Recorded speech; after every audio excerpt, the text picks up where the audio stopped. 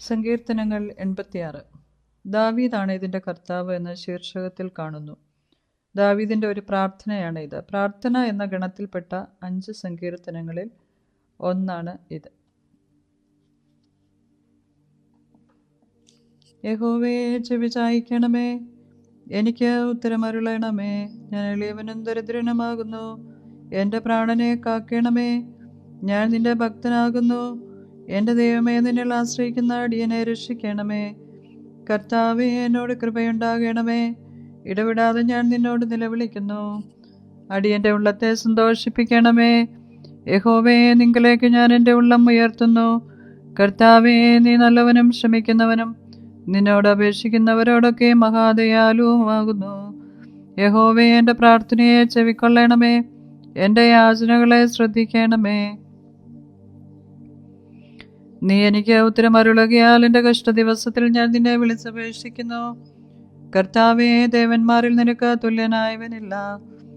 നിന്റെ പ്രവൃത്തികൾക്ക് തുല്യമായൊരു പ്രവൃത്തിയുമില്ല. കർത്താവേ, നീ ഉണ്ടാക്കിയ സകല ജാതികളും തിരുമുൻപിൽ വന്ന് നമസ്കരിക്കും.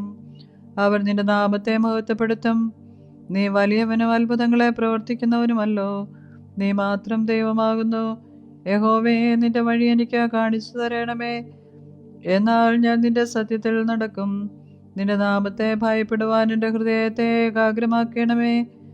എൻ്റെ ദൈവമായ കർത്താവേ, ഞാൻ പൂർണ്ണ ഹൃദയത്തോടെ നിന്നെ സ്തുതിക്കും. നിന്റെ നാമത്തെ എന്നേക്കും മഹത്വപ്പെടുത്തും. എന്നോടുള്ള നിന്റെ ദയ വലിയതല്ലോ. നീ എൻ്റെ പ്രാണനെ അധമപാതാളത്തിൽ നിന്ന് രക്ഷിച്ചിരിക്കുന്നു. ദൈവമേ, അഹങ്കാരികൾ എന്നോട് എതിർത്തിരിക്കുന്നു. ഘോരന്മാരുടെ കൂട്ടം എനിക്ക് പ്രാണഹാനി വരുത്തുവാൻ നോക്കുന്നു.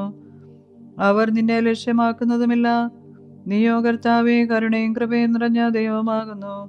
ദീർഘക്ഷമയും മഹാദയും വിശ്വസ്തതയുമുള്ളവൻ തന്നെ. എങ്കിലേക്ക് തിരിഞ്ഞ് എന്നോട് കൃപയുണ്ടാകണമേ. നിന്റെ ദാസന് നിന്റെ ശക്തി തന്ന് നിന്റെ ദാസിയുടെ പുത്രനെ രക്ഷിക്കണമേ. എന്നെ പകയ്ക്കുന്നവർ കണ്ട് ലജ്ജിക്കേണ്ടതിന് നന്മയ്ക്കായി ഒരു അടയാളം എനിക്ക് തരണമേ. യഹോവേ, നീ എന്നെ സഹായിച്ച് ആശ്വസിപ്പിച്ചിരിക്കുന്നുവല്ലോ. ദൈവമേ, സ്തുതി നിനക്ക് യോഗ്യമാകുന്നു. ബാറയ്ക്കുമോ.